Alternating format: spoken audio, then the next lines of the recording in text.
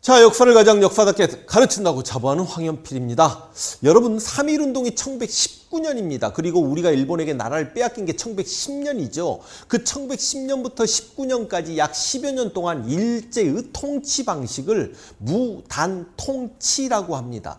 이 10년대 무단통치기에 당연히 이제 조선 총독부가 만들어지고 조선 총독이 임명이 되는 건데, 이 총독은 일본의 육군 대장 출신이 임명돼가지고 총독은 어찌 보면 조선의 행정, 치안, 군사, 인사권을 다 가지고 있는 조선의 왕이나 다를 바 없는 사람이었고요. 우리가 이 1910년대를 무단통치기라고 이야기하는 가장 큰 근거는 바로 헌병경찰 통치기였기 때문이다, 이렇게 이야기도 됩니다. 헌병은 여러분도 아시다시피 군인이지 않습니까? 군인 경찰이 우리의 행정과 치안을 담당한다는 게 말이 됩니까? 이 헌병 경찰들이 손들어 움직이면 쏜다라고 하면서 방아쇠를 당길 수 있는 권한이 있었습니다. 이게 바로 직결 처분권이었고요.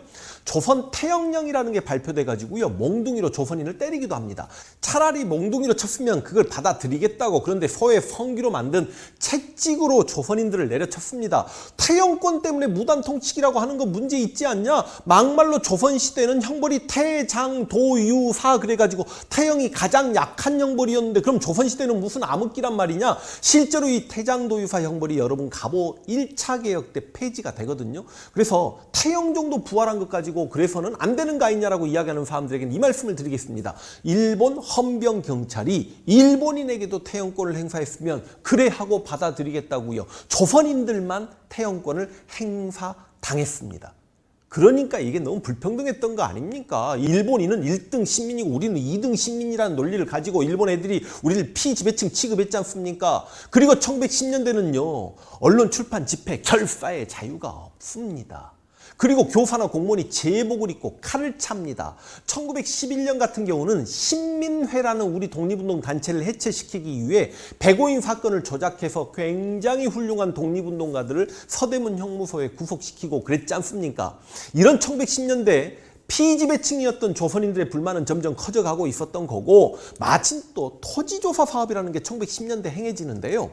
1912년에 토지조사령이 발표되고 그게 1918년에 끝나는데, 토지기한부 신고할 수 있는 기간을 주면서 내 토지입니다라고 신고하게끔 했는데, 문제는 소유권만 신고하게 하면서 가난한 소작농들의 경작권도 일종의 재산이었음에도 불구하고 이 소작권을 강탈당한 거죠. 이게 무슨 말이냐면, 지금 갑자기 21세기 대한민국이 또 일본에게, 이거 생각만 해도 짜증납니다만, 점령당했다라고 칩시다. 일본이 자기 집을 신고하세요. 근데 소유권만 신고합니다. 전세권은 신고하지 않을게요. 그럼 집주인은 땡큐지.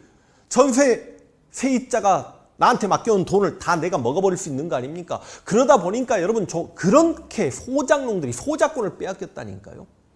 그래서 이렇게 불만이 팽배해 있을 때 이제 또 한반도 밖에서는 무슨 소리들이 들려왔냐면, 1917년에 러시아가 볼셰비키 혁명을 성공시키면서 레닌이 전 세계 식민지들을 해방시키겠다, 식민지 해방 선언을 했고, 이 레닌도 민족 자결주의를 제창했고요.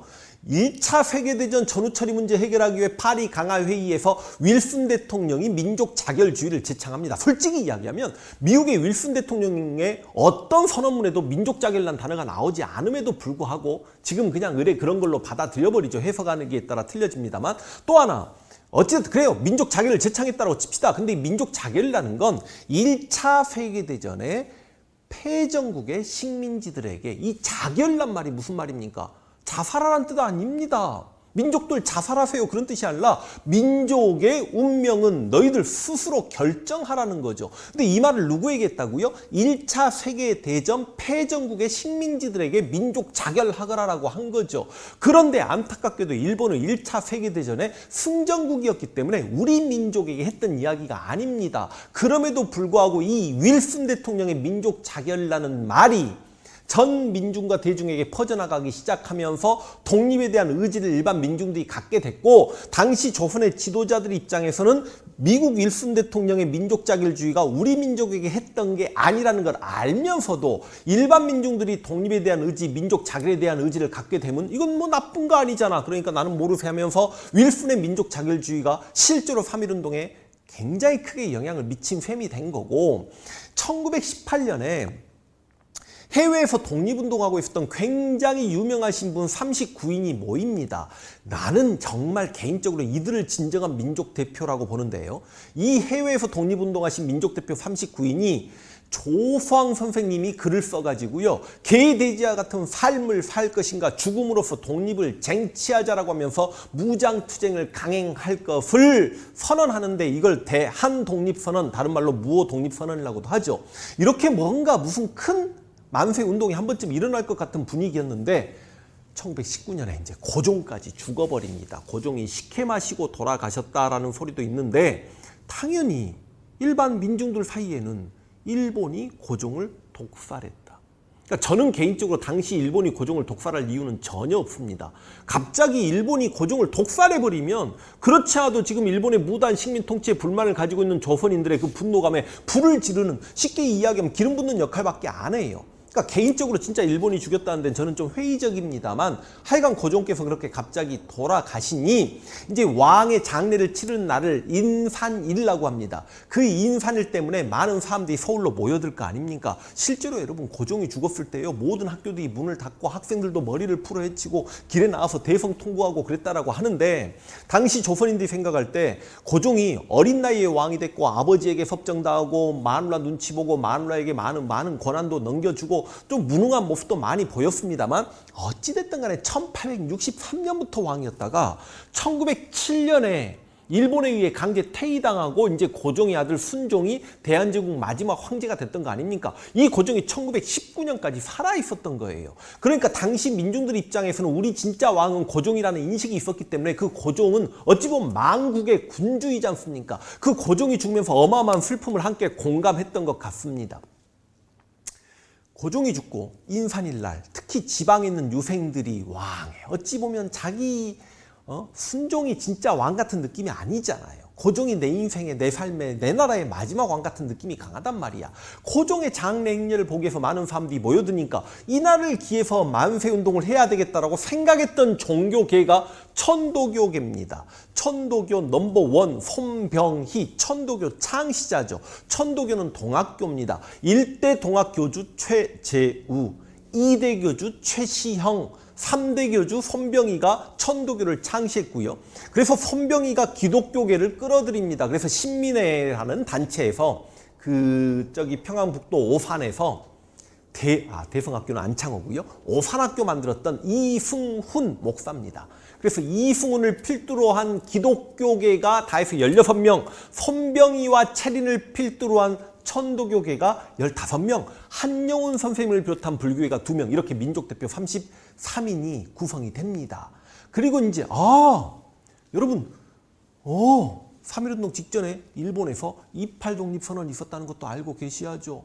일본에서 유학했던 수백 명의 유학생들이 YMCA 회관에서 독립선언문을 낭독하고 만세 외치고 그랬던 거 아닙니까? 이때 28 독립선언문을 썼던 인물이 누구냐면 이광수죠. 최초의 근대 장편 소설 무정으로도 유명한 인물인데 결과론적 악질 친일파 나중에 자치론자가 되는 거고요. 그러면 이제 민족 대표는 구성이 됐는데, 기미독립선언서 누가 쓰냐? 최남선이 씁니다. 역시 1908년에 해에게서 소년에게를 발표하면서 1910년대 조선을 대표하는 문학인이었죠. 원래는요, 기미독립선언문을 한용운 선생님이 쓰려고 했습니다만, 한용운 선생님의 글이 너무 공격적이었다라고 해서 이제 최남선이 쓰는 거고, 여기저기 옆으로 빠지면 이게 1시간 해야 될 것 같아서 생략을 하겠습니다. 근데 이 최남선의 기미독립선언서 자체가 너무 현학적이죠. 최남선이 자신의 그 문학적 재능을 뽐냈죠. 자2의 5등은 우리 조선의 독립국인가? 이게 무슨 말인지 아시겠습니까? 원래 독립선언서라는 건 글을 모르는 무지랭이가 들어도 우리가 진짜 꼭 이래서 독립을 해야 되는구나. 우리가 자주 국권을 회복해야 되는구나. 그래서 우리 중심의 나라를 만들고 우리가 일제를 몰아내야 되겠구나. 그런 독립에 대한 의지를 불태우는 글이어야 되는데 참 안타깝다라는 거고, 그래서 실제로 식민 지배를 경험했던 나라들의 애국가 중에 상당수는 이렇게 그 나라의 독립선언문으로 애국가를 자기 나라 국가를 만든 걸로 알고 있는데, 우리는 그러기도 애매한 게, 한번 물어볼게요. 기미독립선언문 혹시 외우고 계시는 분 있습니까? 우리 헌법 입각하면 3.1 정신을 계승하죠. 현재 대한민국은. 그럼 3.1운동 때 김이독립선언문은 실은 대한민국 국민이면 또 학창시절에 다 암기를 하는 교육을 해야 됨에도 불구하고 하필이 김이독립선언문을 썼던 최남선 역시 훗날 친일파가 되니 우리 이게 민족사의 비극이죠. 2.8 독립선언문을 썼던 이광수도 친일, 그 다음 김이독립선언문을 썼던 최남선도 친일. 그러니까 친일파가 썼던 걸 또 암기하라고 말하기도 좀 애매하네. 자, 그래서 하여간 김이독립선언문도 쓰여졌고 한영훈 선생님께서는 이제 공약 3장을 쓰십니다. 가장 중요한 문장이 결코 배타적 감정으로 치닫지 말라. 그러니까 남을 미워하는 감정으로 치닫지 말라. 어찌 보면 이 배타적 감정으로 치닫지 말라라는 건 폭력적 저항을 하지 말고 우리 비폭력 저항 운동을 하자라고 말씀하신 거죠. 민족대표 33명이 구성됐고 이제 독립선언문도 만들어졌는데 날짜 문제가 생깁니다. 1919년 3월 3일이 고종의 인산일입니다. 근데 3월 3일 날 만세운동 해버리면 이건 고종에게 너무 마지막 가는 날까지 좀 맞죠?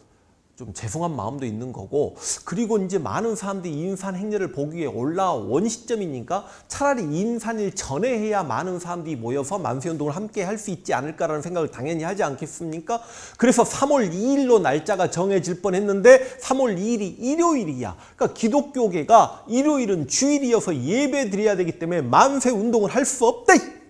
이건 제 이야기가 아니라 설이고 주장입니다.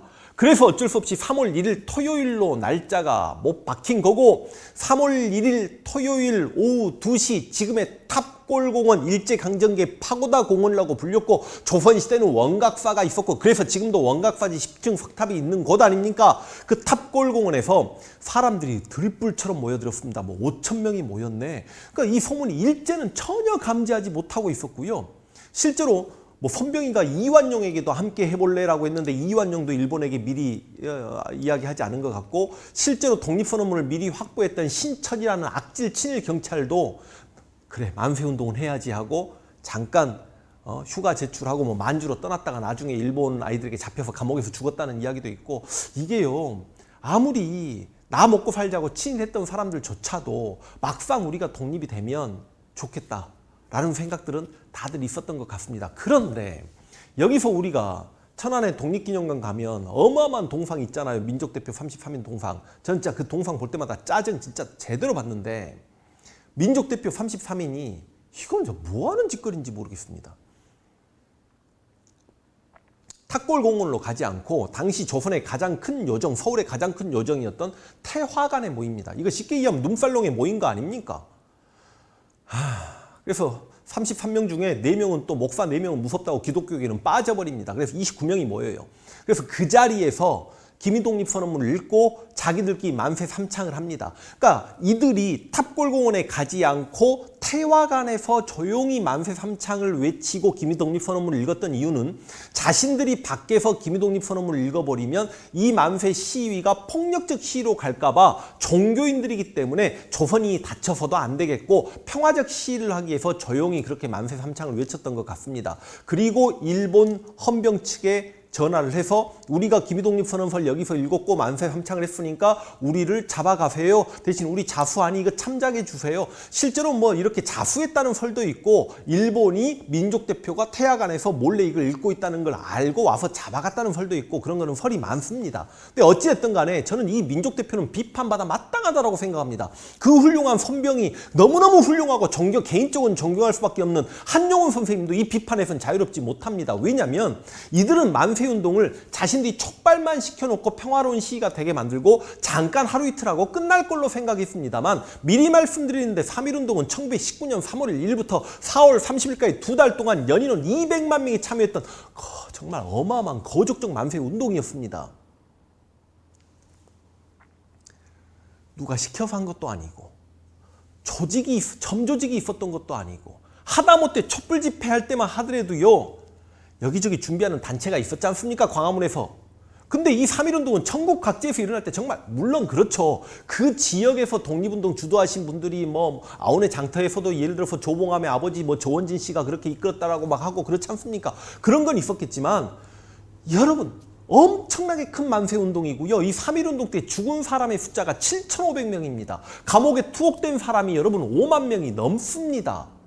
진짜 여러분 이렇게 거족적인 만세운동인데 실제로 3.1운동이 실패했을 때 단지 신채호가 뭐라고 했는지 아십니까? 3.1운동이 실패했던 건 구심점이 없었기 때문이다. 그러니까 이 민족대표가 자수하지 않고 바로 탁골공원에서 김일독립 선언문 읽고 만세 삼창하고 목숨 바쳐서라도 독립운동 하자라고 하면서 이 민족대표 33이 전국 각지로 찢어져 가지고 점조직을 형성하고 만세운동을 더 이렇게 여기저기 조직적으로 전개시켰더라면 200만 명이 아니라 500만 명, 1000만 명이 참여할 수 있는 운동이었고 혹여나 압니까? 우리가 일제로부터 진짜 독립을 쟁취했을지 독립을 쟁취하지 못했다고 하더라도 전 세계 각국이 조선의 식민 통치 사항을 더 관심을 갖고 쳐다볼 수 있었던 건 명백했겠죠. 그래서 실제로 3.1운동의 가장 큰 실패 이유는 바로 민족대표 때문입니다. 근데 무슨 민족대표를 영웅이라든지 칭송합니까? 그때 돌아가신 분이 7,500명인데 민족대표들 그때 죽었습니까? 한 분 돌아가십니다. 감옥에 3년간 갇혀 계시면서. 감옥 투옥 생활도 3년밖에 안 해요. 3.1운동 하시다가 돌아가신 분들은요. 아니 돌아가신 분들은 돌아가셔버린 거고 잡히신 분들은 15년, 10년, 5년 투옥합니다.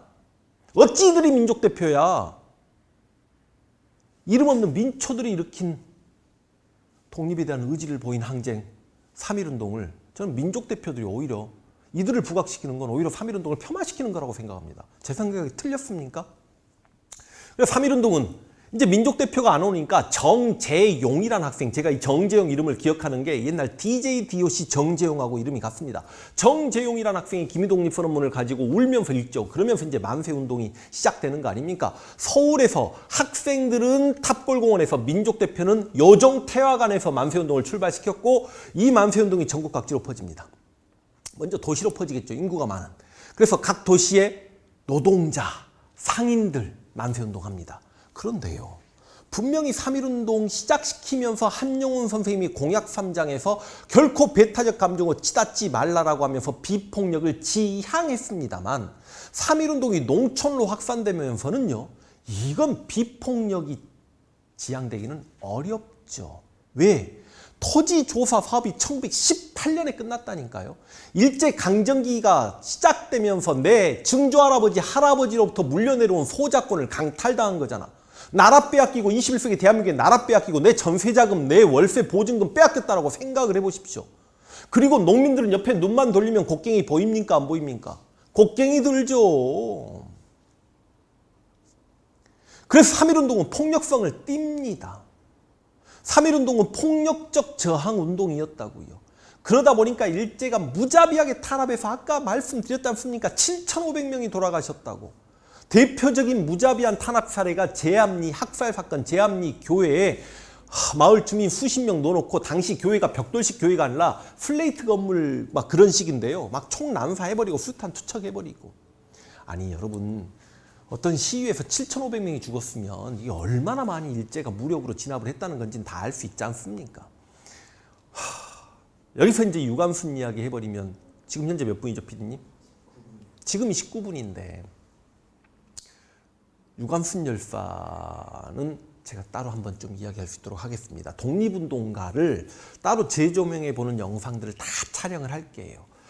그래서 이제 3.1운동은 이렇게 농촌으로 확산됐다가 해외로까지 미국이라든지 만주라든지 그리고 일본이라든지 우리 한인들이 있는 곳에서는 다 여기저기 만세 소리가 외칩니다. 물론 그때 만세를 과연 대한독립만세를 외쳤을까 조선독립만세를 외쳤을까도 한번 고민해봐야 됩니다. 그러니까 조선독립만세를 더 많이 외쳤던 것 같긴 해요. 왜냐하면 1897년에 대한제국이 수립되고 13년 만에 1910년에 이제 일본에게 병합당하거든요. 뭐 혹자는 대한독립만세를 외쳤을 수도 있습니다. 그때 태극기 들고 만세 외쳤다라는 건 좀 무리고요. 왜냐하면 태극기가 그렇게 많이 있을 리가 없습니다. 그래서 처음에는 모자 들고 이렇게 대한독립만세, 조선독립만세를 외쳤다가 나중에 조금 조직적으로 변모해 가면서 여기저기 태극기가 보급되고 그랬을 거라고 봅니다.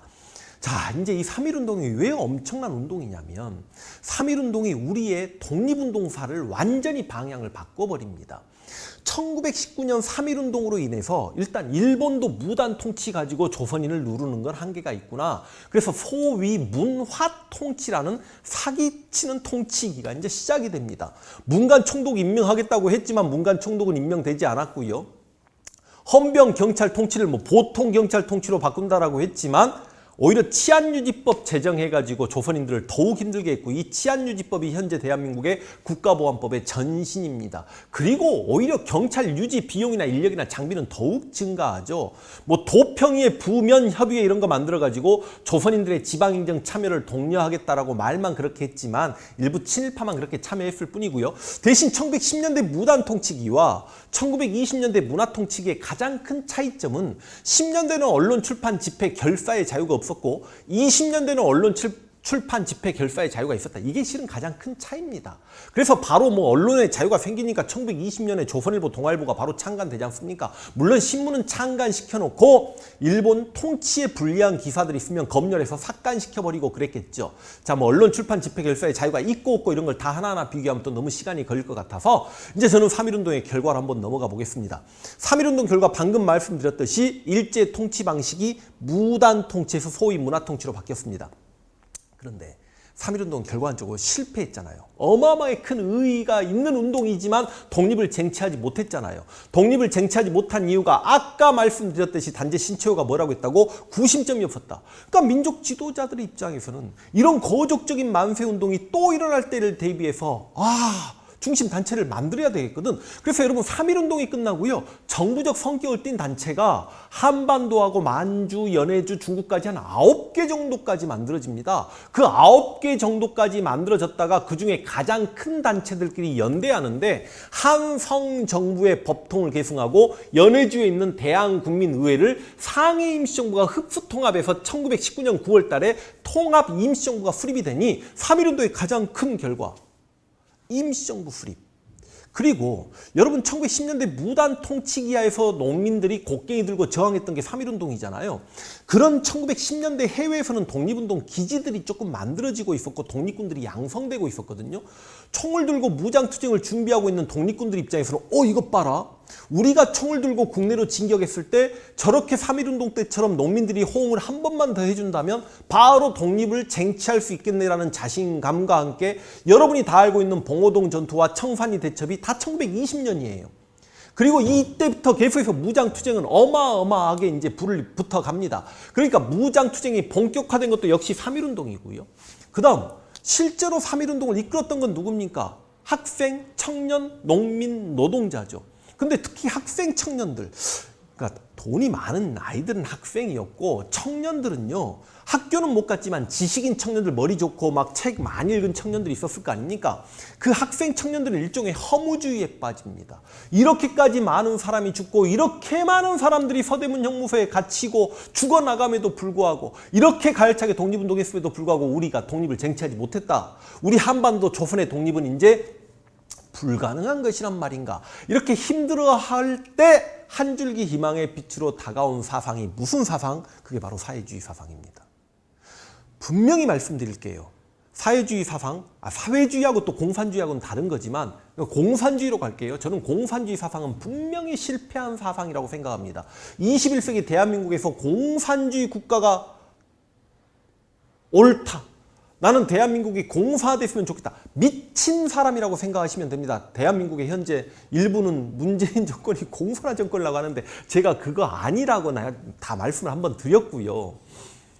공산주의는 기본적인 전제 조건이 일당 독재. 그래서 중국은 공산 국가인 겁니다. 북한 공산 국가인 겁니다. 그다음 모든 산업의 국유화. 이건 북한조차 북한이래. 중국조차 모든 산업의 국유화는 아니지 않습니까? 그다음 사유재산 제도를 인정하지 않아요. 아니 인류는 청동기 시대 이후부터 사유재산 제도를 인정받고 재산 축적이 가능한 사회를 살아왔는데 중국조차 사유재산 인정하지 않습니까? 그러니까 하여간 지금 이야기가 옆으로 갔습니다만 그런데요.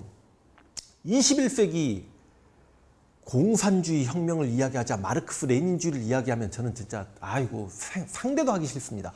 그렇다고 해서 이 일제강점기의 사회주의자들을 빨갱이라고 매도하는 건 진짜 큰일입니다. 왜냐하면 이때는 오히려 학생, 청년, 부르주아 계급들이 사회주의 사상에 더욱 심취했고 하나의 커다란 유행이었고 흐름이었다라고 보시면 되겠습니다. 더군다나 사회주의 사상에 입각하면 기본적으로 제국주의와 자본주의를 타도해야 될 대상으로 보기 때문에 사회주의자들은 일제와 타협하거나 친일파들이 등장하지 않죠. 그래서 모든 사회주의자들이 독립운동가는 아니다. 사회주의자들 중에 소아병 사회주의라고 해가지고 아기 같은 사회주의자, 오로지 계급투쟁만 이야기하고 민족의 독립에는 전혀 관심 없는 미친 사회주의자들도 있었지만 그래도 독립운동가의 대부분은 사회주의자였다는 말에는 우리가 태클을 걸 수 없는 거 아닙니까? 그래서 이렇게 사회주의 사상이 수용되었고 3.1운동을 이끌어갔던 학생, 청년, 농민, 노동운동이 본격화됩니다. 그래서 3.1운동 이후에 농민, 노동운동이 시작되고 학생운동인 1926년의 60만 세 운동이나